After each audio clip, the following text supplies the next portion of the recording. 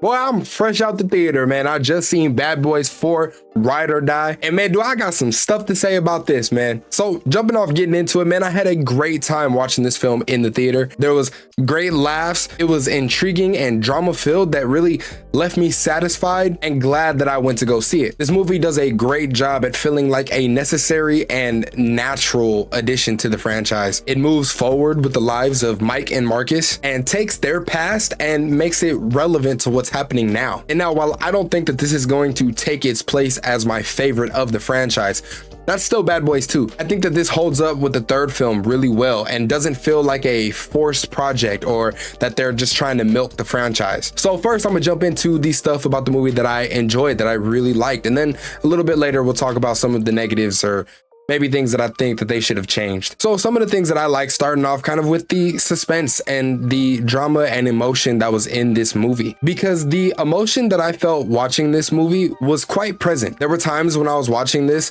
the way that they played it, and on top of the fact that this is the fourth movie in the franchise, I honestly was not sure and I was worried about some of these characters and if they were going to live or not. I think a lot of times in these action franchises, I'm looking at you, Fast and Furious, you don't feel any worry about whether or not your favorite character is going to die or not, because, and they even joke about it in the Fast and Furious, that they just can't die. They go through these crazy things and they just do not die, or if they do die, they come back a movie later. With this movie, Bad Boys 4, I was actually worried whether or not some of these characters, even our main characters, if they were going to be all right or not. And I think that that went a long way in keeping me intrigued the entire film. The plot for this movie, I think, connected very well to the third film and what they were doing in the third film. And it felt like it actually made sense. It didn't feel like it got shoehorned in because they just didn't know what to make a fourth movie about. Like, it felt planned. It felt like they almost made the third movie with the fourth one already in mind. So it played really well into the connectivity of the two films. And with that, something else that I thought was cool was,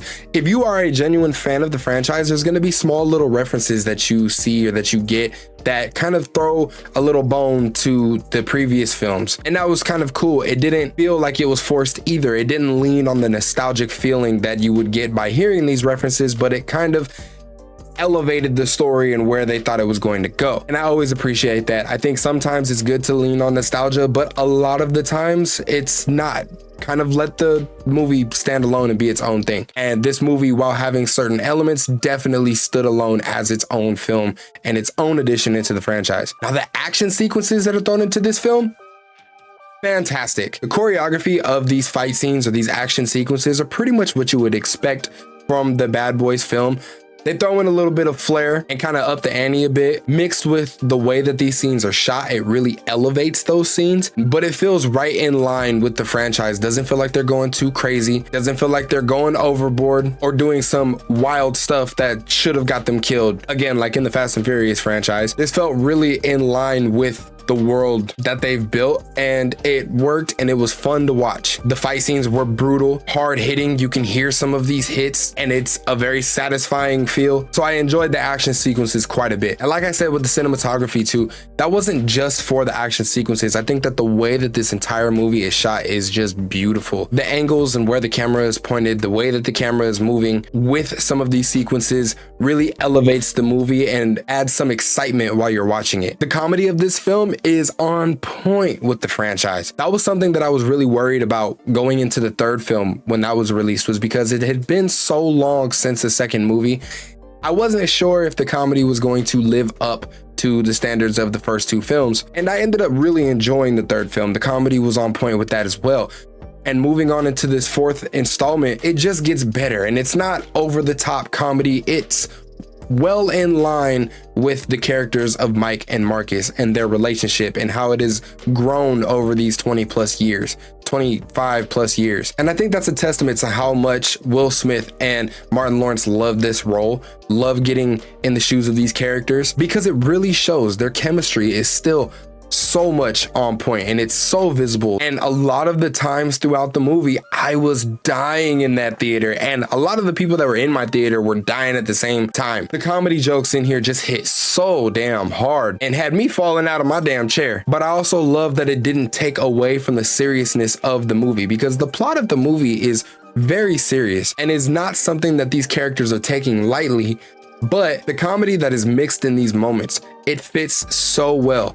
Neither emotion takes away from the other, whether we're getting into serious moments, where we're getting into these funny bits, or sometimes they get thrown and intertwined in together and it still works tremendously. Some of my nitpicks about the movie, there's not really a whole lot, but there's a couple. And I think that the first one that I could say is the recast of Marcus's wife, Teresa. Now, don't get me wrong, I absolutely love Tasha Smith. I think she is hilarious. I think she's funny as all hell. And you belong on a corner. Need a pimp? But me personally, I have a real hard time with franchises when after so many years, they recast a major role that I was familiar with. So getting into the movie, and I noticed that Teresa Burnett had been recasted. We previously had Teresa Randall from the first 3 movies, and I was just so used to seeing that face with Marcus, especially after the first movie. She played such an integral part when Marcus and Mike had to switch places in order to keep their witness safe. So the recast really threw me for a loop. However, I don't take a bunch of points from the movie away for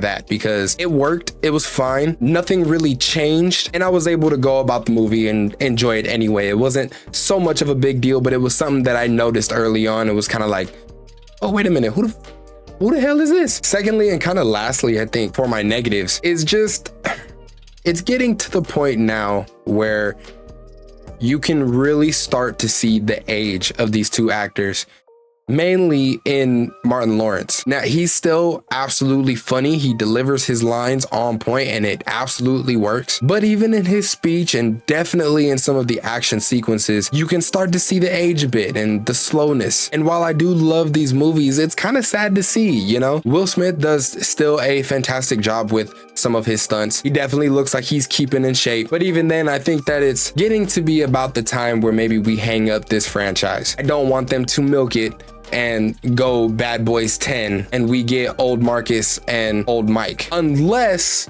it's Mike and Marcus running like the precinct and we get Reggie and Armando maybe doing their Bad Boys thing. I don't know if that would really work, more so on Armando's side of things, but that would be awesome. I'd be down for that. Oh, and speaking of Reggie, that was something I completely forgot to mention. Man, I won't go into so much spoilers about this, but I was just so happy that Reggie got his moment in this movie. You know, he's been kind of a side character since the second film, a couple scenes on camera, but in this movie, he actually gets a great moment to shine, just himself. And it was so awesome to watch. It was funny because what is happening with Reggie, we actually get to watch as an audience member kind of alongside Will Smith and Martin Lawrence's character. And it was just fun. It was a nice, fun sequence to get into and watch. And it was just so nice to see him get his moment. I thought that was pretty dope. So overall, I think that this movie is solid. You know, a lot of the hate that's been going around for Will Smith has been kind of wild to me. I don't know. I just feel like out of his whole career, Will Smith has never really done anything wrong, and he has one slip up and the whole world hates him. At least that's the way that it looks online. But aside from all that, I think that they just gave us a great movie. This was fun. It was a solid movie. It was well shot. It was funny, and it had enough drama and suspense to keep me intrigued throughout the entire film. I really wasn't even paying attention to the runtime. It actually felt kind of quick. So I'm a fan. I think this movie is definitely a film you should go out in theaters to see. Maybe if you're trying to have a night out and just have a good time, have a good laugh, watch some dope action sequences, this movie will provide that for you. I thought The Crow was coming out today too, but did they delay that? Thank you so much for tuning in to hear me talk about Bad Boys 4 Ride or Die. If you've seen the movie, let me know what you thought about it. If you haven't, let me know if you're gonna go watch it or when you're gonna go watch it. All things Bad Boys 4 related down in the comments below. Make sure you hit that like button. It's a huge favor and it helps out the channel. Also, subscribe to the channel so that you can stay updated whenever I post these future videos. But have a great day. Take it easy. I'm out. Y'all be smooth. Stay geeked up.